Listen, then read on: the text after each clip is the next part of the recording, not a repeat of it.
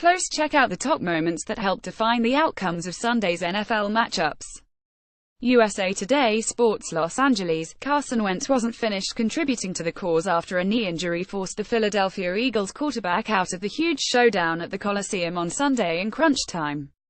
When the Eagles filed into the locker room following the resilient 4,335 victory against the Los Angeles Rams, Wentz was at the door to greet his teammates. He passed out the fresh hats commemorating the NFC East title the Eagles clinched after rallying to make up for the loss of their star quarterback, whose left knee injury. The worst fear is that it is a torn anterior cruciate ligament that will end Wentz's season, represented the less filling aspect of winning big. Carson was there waiting on everybody when they came in. Nick Foles, Wentz's backup, told reporters. He was congratulating everybody, celebrating with everybody else. How fitting. More NFL playoff picture after Week 14. More Seahawks. Quinton Jefferson tries to climb into stands after fans throw drink. Wentz, whose spectacular season put him in the conversation for NFL MVP honors, did so much to help the Eagles get to the point where they have re-established themselves as a Super Bowl favorite. He deserves this celebration, which the Eagles, who have reclaimed the top slot in the race to claim the NFC's No. 1 seed and home field advantage for the playoffs, hope leads a bigger festivity down the road.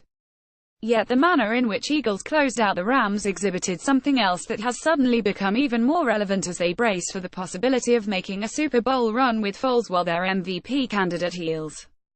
This is not a one-man team. Never was. Surely isn't now. Certainly, if the worst fears are realized, the Eagles will miss the Wentz magic.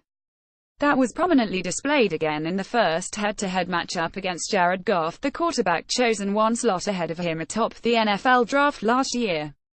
On his final throw of the day, he connected with Alshon Jeffrey for a magnificent 2-yard touchdown. The throw, as Wentz was boxed in by rushers, was threaded into a tiny window in the middle of the end zone, which the receiver snagged about 2 inches from the turf before pinning it to his hip. That illustrated his value.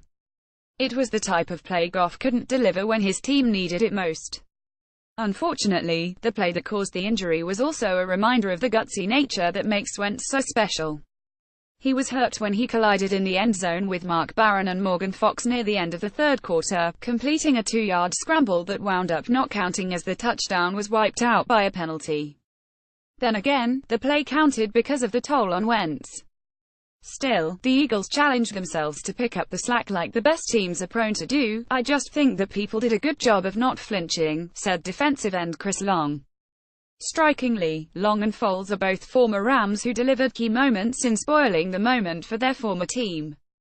Midway through the fourth quarter, Long beat fill-in tackle Darrell Williams to barrel around left end and strip sack Goff, with Rodney McLeod's recovery setting up what was ultimately Jake Elliott's game-winning 33-yard field goal.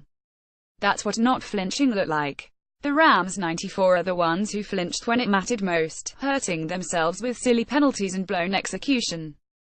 With the game on the line in the final 4 minutes, the Rams went 3 and out, with Goff's third down throw over the middle to Sammy Watkins sailing wide. No doubt, they faced a tall order against an Eagles defense, led by a dominating front that includes the presence of defensive tackle Fletcher Cox. The Rams stung Philadelphia by seizing the momentum with 2 quick scores early in the second half that reflected the ebb and flow of a much-hyped matchup that lived up to its billing. Yet on a day with gut check early and more gut checks late to test metal, the Eagles had a lot more to draw on. This team is a really mature team, Cox said. They scored 14 points in about 5 minutes and you didn't see anybody on the sideline panicking about it. They will need that same mindset to keep winning with Foles, who has started just 1 game. Past 2 seasons a victory against Jacksonville, while with Kansas City in 2016. That's life in the NFL, which has been underscored all season with the loss of so many key players across the league. Yet no team headed for the playoffs may be better equipped to win without their starting quarterback than the Eagles. Foles was the classic game manager in relief on Sunday. He didn't lead the offense to the end zone and netted just 42 yards on 6 completions. But he set the Eagles up for 2 field goals. He didn't commit a turnover. And when he really needed to make a throw while trying to kill the clock in the final 2 minutes, he found Nelson Agholor for a 9-yard completion on 3rd and 8. Ready or not, I'm absolutely ready, Foles declared. That's what I'm here for. It still must be proven, but it would help to be supported by a great defense and the NFL's no. 2 ranked rushing offense. But the stakes will be as high as they have been in more than a decade for Philadelphia. The Eagles haven't earned the no. 1 seed since 2004, the last season the franchise hosted an NFC title game and the last time it advanced to the Super Bowl. Now it could be a matter of not trying to squander the opportunity without the man who best symbolizes the franchise's rebirth. That could become the Eagles' mission and rallying cry. Now is surely no time to flinch. Follow Jarrett Bell on Twitter at Jarrett Bell. Photos best of NFL Week 14.